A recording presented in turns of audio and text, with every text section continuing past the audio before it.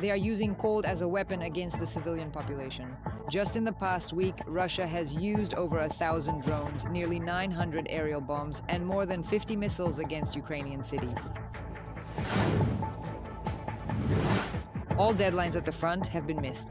The situation in the directions prioritized by Putin is far from what he expected. We are holding Pokrovsk, we are holding Mirnograd, we are holding Rodinsky. I'm talking specifically about the Pokrovsk direction right now. We are holding the lines, and they are failing to accomplish these objectives. The situation in Iran. According to the Wall Street Journal, the country's authorities are prepared to deploy the army to suppress mass protests. How is the West responding to what's happening? We are seeing extremely courageous protesters on the streets all across Iran in various cities and towns. But we are also seeing Russian cargo planes landing in Tehran, presumably with weapons and ammunition.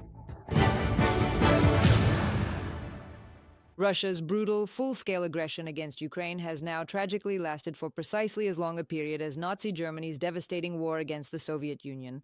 This was stated by Volodymyr Zelenskyy in his video address following the 1,418th day of Russia's war against Ukraine. The president drew historical parallels and noted that every day of fighting serves as a reminder that the world cannot protect itself from mad rulers on its own. They wanted to repeat, and they did repeat, the abuse of people, fascism. They repeated almost all the worst things that happened in the 20th century. They even went further and invented warfare with suicide drones and ballistic missiles against power plants and heating stations.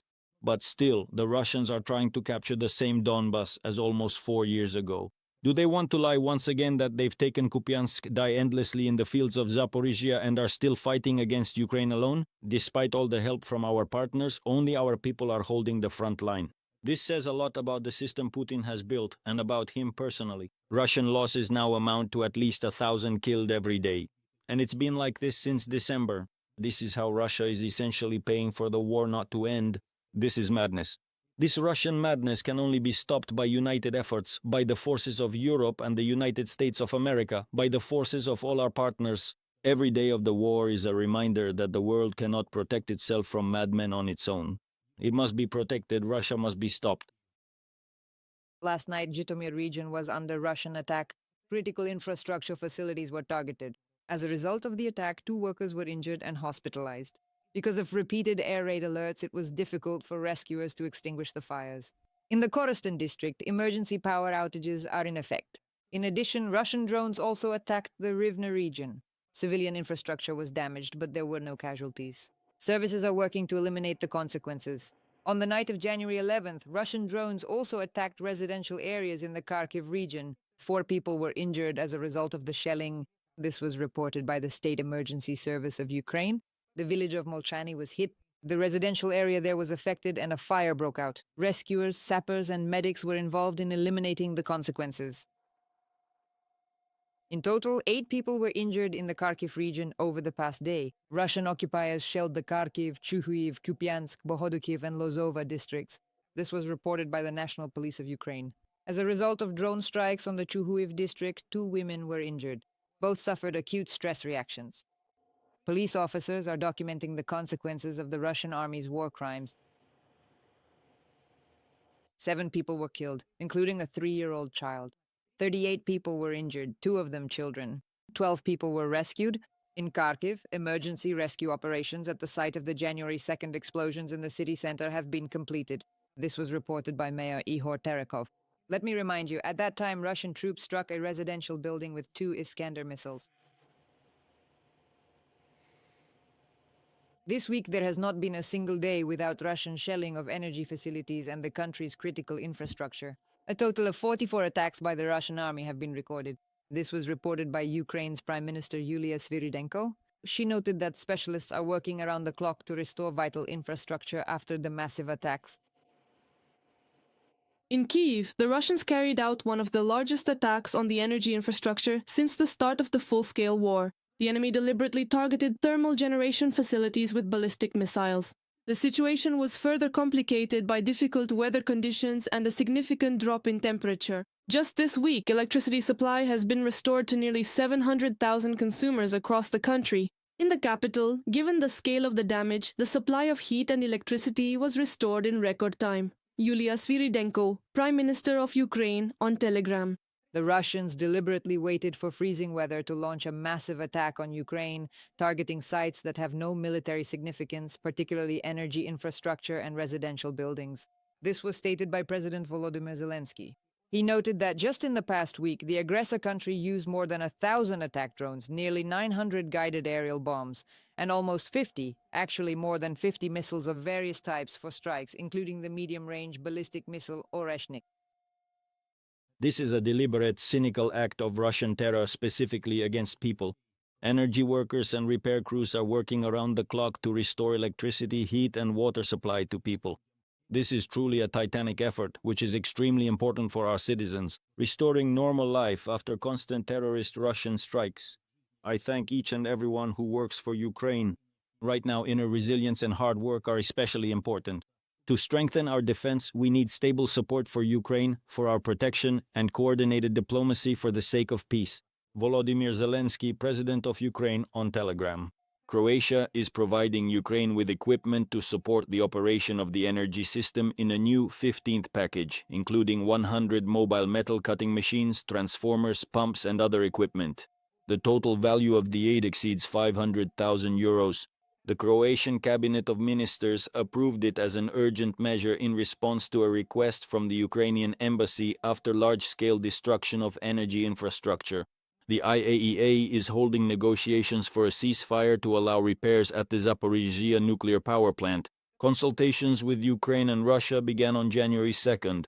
The IAEA's proposal calls for the creation of a temporary ceasefire zone of about 10 kilometers. There, Ukrainian technicians are supposed to safely carry out repair work to restore power supply to the nuclear power plant. Currently, the plant is completely dependent on a single functioning power line.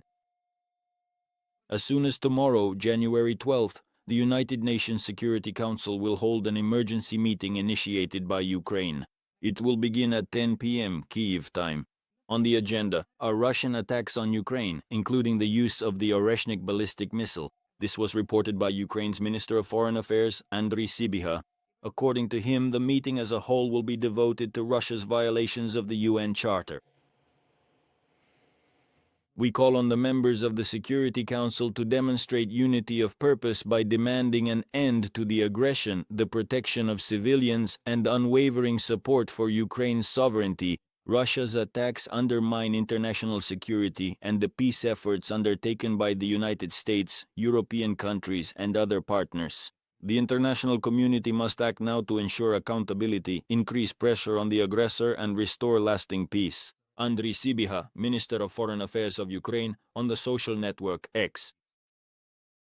Kyiv expects concrete steps from the UN Security Council to end Russian aggression against Ukraine. This was stated by Ukraine's permanent representative to the UN, Andriy Melnik. He thanked the countries that immediately supported Kyiv's initiative to urgently convene a meeting of the Security Council. Among those who did so were in particular the United Kingdom, France, Greece, Denmark, and Latvia. We expect from the UN Security Council not just another condemnation of Russian war crimes and crimes against humanity in Ukraine, but very concrete steps to end Russian aggression and to compel Moscow to a just and lasting peace based on the principles of the UN Charter. Andriy Melnik, permanent representative of Ukraine to the UN, on Facebook. At the beginning of this year, the Russian army used the Geran 5 strike drone to attack Ukraine for the first time. This was reported by the main intelligence directorate of Ukraine. This UAV is about 6 meters long and has a wingspan of up to 5.5 meters. The main intelligence directorate added that, unlike previous modifications of this line of Russian drones, the device is built according to a conventional aerodynamic design, and most of its key components are similar to those of other Russian models such as the Geran or Shahed. The new Geran 5 drone has a warhead weighing 90 kilograms, and its stated strike range is over 1,000 kilometers. It can also be equipped with an air-to-air missile to counter Ukrainian aircraft. And on the front line, according to the General Staff of the Armed Forces of Ukraine, 86 combat engagements have been recorded since the beginning of the day. For more details on the situation at the front as well as on the successful special operation by the Defense Forces and the sabotage by Ukrainian agents in the Moscow region, stay tuned. Agents of Atesh carried out a successful sabotage operation in Russia's Moscow region. They destroyed the communications tower of Russia's 5th Air Defense Division. The facility served as a communications and command link and also provided secure contacts between command and subordinates. In addition, the tower housed electronic intelligence and signal interception equipment. And this is critically important for gathering information and monitoring the overall situation in the region. The agents note that the arson weakened the air defense potential in Russia's central region. Ukrainian Special Operations Forces struck 3 drilling rigs in the Caspian Sea area. On the night of January 11th, deep strike units of the Special Operations Forces carried out strikes on facilities belonging to the Russian corporation Lukoil. Among the targets hit were ice-resistant stationary platforms that supply fuel to the occupying army. Special Operations Forces continued to carry out asymmetric strikes on strategic targets in Russia to deprive the enemy of the ability to wage war against Ukraine. Unique footage was shown by the State Border Guard Service fighters. This is what Snake Island in the Black Sea looks like now. Let me remind you, on June 30th, 2022, after a successful operation by Ukrainian forces, Russian troops left the island. This allowed the armed forces of Ukraine to fully liberate the Odessa region from Russian occupiers, establish control over the region's coastline, and open the grain corridor. According to the main intelligence directorate of the Ministry of Defense of Ukraine, the liberation of Snake Island was a complex, multi-layered and very risky special operation. But since then, the island has been under Ukrainian control. Russian troops are losing control over Kupiansk in the Kharkiv region. This was reported by Viktor Trehubov, head of communications for the Joint Forces grouping. He also reported that, according to preliminary estimates, there were about 80 Russian soldiers in Kupiansk, but their numbers are gradually decreasing. The clearing of Kupiansk is being carried out cautiously so as not to endanger the civilians who still remain in the city, as well as those directly carrying out the operation. The loss of Kupiansk and Kupiansk-Uzlovyi deprives Russia of the ability to use an important railway facility and effectively rules out any further advance in this direction. Viktor Trehubov, head of communications for the Joint Forces grouping, speaking on the United News Marathon. Kupiansk, where Russia has repeatedly claimed to have captured the city, is once again the focus of renewed plans to attack in a new way, since Putin insists on backing up his statements about controlling Kupiansk. Well, they haven't succeeded in this. We have the city completely under our control. Over the past day there have been constant enemy attacks, but we are repelling them, and in fact there are no prospects for the city, nor will there be. In the Lyman direction, Russian invaders launched attacks on Ukrainian positions near the settlements of Rekivka, Karpivka, Shandriholov, Yampil, and toward the settlements of Stavki and Drobyshev. In the Huliaipol direction, there were clashes in the areas of the settlements of Huliaipol, Solodke, and toward Dobropilya and Varvarivka. And in the Pokrovsk direction, Russian occupiers attempted to push Ukrainian soldiers from their positions in the areas of the settlements of Nikanorivka, Rodinske, Kotlin, Udakhne, Molodetske, as well as toward Ivanivka and Novopavlivka. To the north of Pokrovsk, Russian occupation forces attempted to storm Ukrainian positions. According to the 7th Air Assault Corps, more than 20 Russian infantrymen tried to take advantage of the weather conditions to move secretly. However, Ukrainian paratroopers detected them in time and opened fire. As a result, the Russians halted their advance and were forced to hide in private houses or basements. And during further reconnaissance, the Ukrainian Defense Forces managed to eliminate the enemy assault troops. The Ukrainian Defense Forces also destroyed a Russian convoy a few kilometers from Pokrovsk. Pilots of heavy bombers and the drone aviation company of the 155th Separate Mechanized Brigade, named after Anna of Kyiv, detected the convoy moving toward the city at grey dawn, that is, before sunrise. Ukrainian defenders struck several times at the vehicles and infantry as they tried to advance, even if only partially. We are holding Pokrovsk. We are holding Mirnohrad. We are holding Rodinske. I'm talking specifically about the Pokrovsky direction right now. We are holding the line, and they are unable to accomplish all their objectives. Let's put it this way. It's a narrow strip that we're holding, and on top of that, we're also counterattacking. We're not just standing our ground and defending ourselves. We take every opportunity. We also carry out raids behind enemy lines and destroy them, eliminate them as they approach. That's why they're throwing everything they have at us, without regard for the lives or well-being of their so-called military occupiers.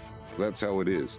And that's why, as you can see, the number today has already surpassed 1,100. That's as of today over the past 24 hours. Usually this number fluctuates around 1,000 for us, give or take. But today the number is high. So the more assaults there are, the more attackers there are, the higher the number of dead and wounded. That is, occupiers who are killed and wounded. Everything is proportional, so they get what they deserve. Over the past 24 hours, the Ukrainian Defense Forces have eliminated another 1,130 Russian occupiers. This was reported by the General Staff of the Armed Forces of Ukraine.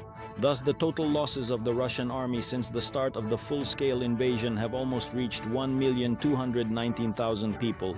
In addition, Ukrainian defenders destroyed 11 tanks, 3 armored combat vehicles, 44 artillery systems, and 1 multiple rocket launcher, as well as disabling 134 units of Russian automotive equipment yesterday.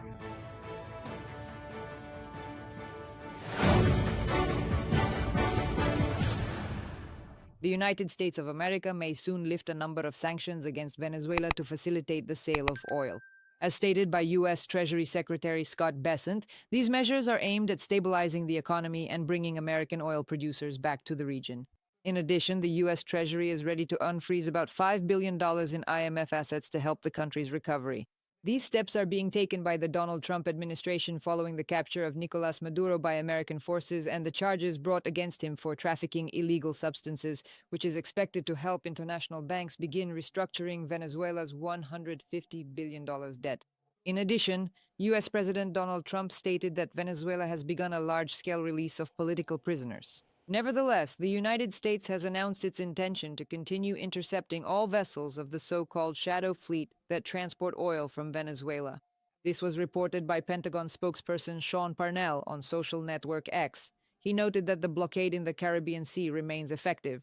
According to him, in the past 24 hours, at least 7 oil tankers from the Shadow Fleet have tried to change course to avoid interception, realizing that the U.S. is taking this seriously. The days when criminal activity thrived in our hemisphere are over, thanks to President Trump and Secretary Hexet. The Pentagon, together with our interagency partners, will track and intercept all Shadow Fleet vessels transporting Venezuelan oil at a time and place of our choosing. Sean Parnell, Pentagon spokesperson on social network X. Former NATO agent Jens Stoltenberg stated that Putin has suffered a total failure. In 11 years, he has not managed to fully occupy even Donbas. Moreover, Russia has lost half of the territories it seized at the beginning of the full-scale invasion of Ukraine. At the same time, according to Stoltenberg, there are no signs that Putin is ready for genuine peace negotiations. Ukraine and the United Kingdom are preparing joint steps to strengthen their defense capabilities. This was reported by the head of the President's office, Kirilo Budanov. At a meeting with the UK Defence Secretary John Healey, he discussed mechanisms for the step-by-step implementation of security guarantees. The day before, the United Kingdom and Ukraine signed a roadmap for an agreement on a century-long bilateral partnership in the defense sector. My colleague Victoria Chistyukina will tell you more about this. This is an important step towards implementing large-scale projects. This is how Ukraine's Defense Minister Denis Shmyhal described the signing of the roadmap for the development of a century-long partnership with the United Kingdom in the defense sector. The document formalizes cooperation in 2026 across a number of key security areas. The parties discussed the possibilities for joint strategic industrial projects in the field of air defense and long-range weaponry, prospects for localizing the production of Swedish Gripen aircraft, which use British company technologies, as well as strengthening maritime security and preparing for the Ramstein format meeting scheduled for February. The United Kingdom, together with France, is leading the coalition of the willing. This week, a meeting was held with representatives from 39 countries, and more than half of them have contributed and made commitments to create future forces that can help secure a long-term peace agreement. I am proud that the United Kingdom stands united with Ukrainians in this struggle. I am proud to represent the United Kingdom here in Ukraine as it suffers from Putin's brutal attacks on its cities and civilians. This war is costing all of us dearly, and we are doing everything we can to help the Ukrainian people in their struggle today and to secure peace for tomorrow. And the agreements reached this week will help pave the way for Ukraine. Healy noted that the roadmap for the development of the century-long bilateral defense partnership includes, in particular, practical steps in advancing the joint project for the production of Octopus interceptor drones. In January, the United Kingdom will launch production of these drones, and as early as February, the first UAVs will be delivered to Ukraine. This month, we will begin production of the new, improved Octopus interceptors developed by Ukraine. The secret design, transferred to the United Kingdom for the first time, has been enhanced by us, and we will use British technology for the mass production of these drones and deliver thousands of them to your country every month, to help protect your country and your citizens from such attacks in the future. In addition, the United Kingdom will help attract additional air defense resources for Ukraine. London has also announced its readiness to deploy its contingent to the country after a ceasefire and the signing of a peace agreement. The United Kingdom is allocating nearly $270 million to train its military personnel for the future mission. Ukrainian President Volodymyr Zelenskyy discussed in detail the deployment of British and French contingents in Ukraine after the ceasefire with the UK Defence Minister. We are very grateful to the United Kingdom for its substantial financial assistance, military package, and its support of sanctions against Russia, which is very important to us. We have started a new chapter in our relations after the Centennial Agreement, and I believe that the decision on joint drone production made in London is very important. Thank you for this cooperation. We are counting on the development of this area of partnership. Healy is convinced pressure on Russia must be increased. Only in this way can Putin be forced to stop the massive attacks on peaceful Ukrainian cities. Just on the eve of the UK Defence Minister's visit, during the night of January 9th, the Russian army launched a massive attack on the Ukrainian capital. The aggressor sent dozens of cruise and ballistic missiles, as well as hundreds of attack drones targeting residential neighborhoods and Ukrainian civilian infrastructure. When Putin intensifies his brutal attacks on Ukraine, he also increases his aggression toward other European countries. And this underscores the importance of ensuring that Putin does not achieve victory in Ukraine. It also reinforces the argument for all of us in Europe that a secure Ukraine means a safer Europe and a safer United Kingdom. The United Kingdom plans to supply Ukraine with more than 1,000 drones each month to strengthen the capabilities of the armed forces of Ukraine and protect civilians from Russian attacks. Victoria Chistyukina for Freedom TV channel. Another incident involving an unidentified drone in Europe. The main airport in the Norwegian capital, Oslo, temporarily closed one of its runways due to a drone. This was reported by the Airport Security Service. The police searched for the drone operator for some time, but neither the drone nor its pilot were found. After that, the runway resumed operations. It is worth noting that this is not the first time the airport in the Norwegian capital has had its operations disrupted due to drones. At the beginning of October, reports of unidentified drones had already led to restrictions on its operations. By the end of 2025, Russia ranked first in the world in terms of the scale of internet shutdowns. This was reported by the Center for Countering Disinformation under the National Security and Defense Council of Ukraine. The total duration of the outages amounted to 37,166 hours, and the economic losses are estimated at nearly $12 billion. For comparison, Venezuela was without internet for about 6,000 hours, which is 6 times less. Experts are convinced that this practice has become an element of Russian state policy aimed at the digital isolation of the population. The international community should consider the possibility of increasing pressure on the Iranian regime due to violence against its own people and its support for Russia's criminal war against Ukraine. This was stated by Foreign Minister Andriy Sybiha. In Iran, according to the Wall Street Journal, the army is ready to be deployed to suppress mass protests. So far, the dispersal of demonstrators has been handled by the police and paramilitary units. Since the evening of January 8th, Iran has been almost completely cut off from the internet. Mobile communications in the country are severely restricted. Andriy Dmitrenko will tell you more about this.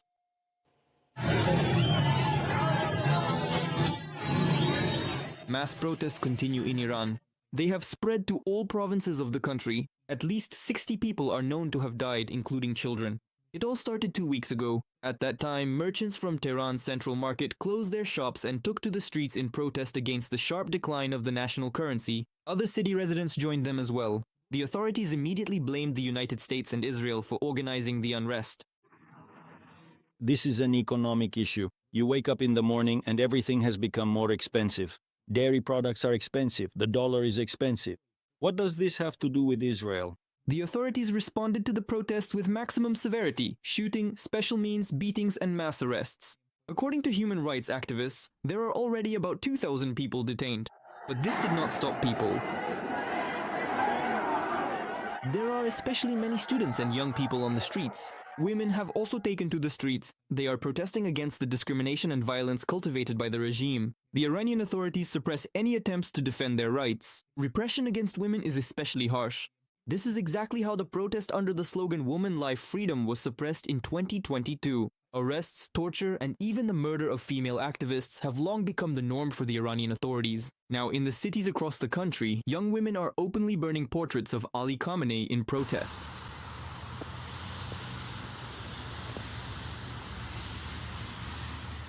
In 2022 and 2023, the regime managed to suppress the mass protests in the country. At that time, more than 500,000 people were killed. When a new wave of protests began in December 2025, the government announced that it was ready to listen to the demands of the citizens.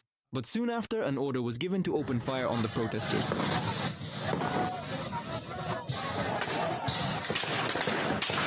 The regime is threatening protest participants with the death penalty. US President Donald Trump stated that Washington is ready to take decisive measures to protect the protesters.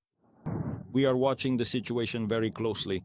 If they start killing people like they did in the past, I think the United States will strike them very hard. Iran's supreme leader Ayatollah Ali Khamenei is preparing an escape plan to Russia in case the government fails to suppress the unrest, the Times reports, citing a British intelligence report. After the mass protests began, Russian military transport planes started flying to Tehran more frequently. Everything indicates that Khamenei is taking valuables, primarily gold, out of the country, claims UK Member of Parliament Tom Tugendhat. We are seeing extremely courageous protesters on the streets all across Iran in various cities and towns. But we are also seeing Russian cargo planes landing in Tehran, presumably with weapons and ammunition. We are receiving reports that a large amount of gold is being taken out of Iran. However, Khamenei shouldn't place too much hope in Russia. Putin can easily abandon him, according to analysts from Deutsche Welle. The relationship between Moscow and Tehran is not as much of an alliance as it might seem.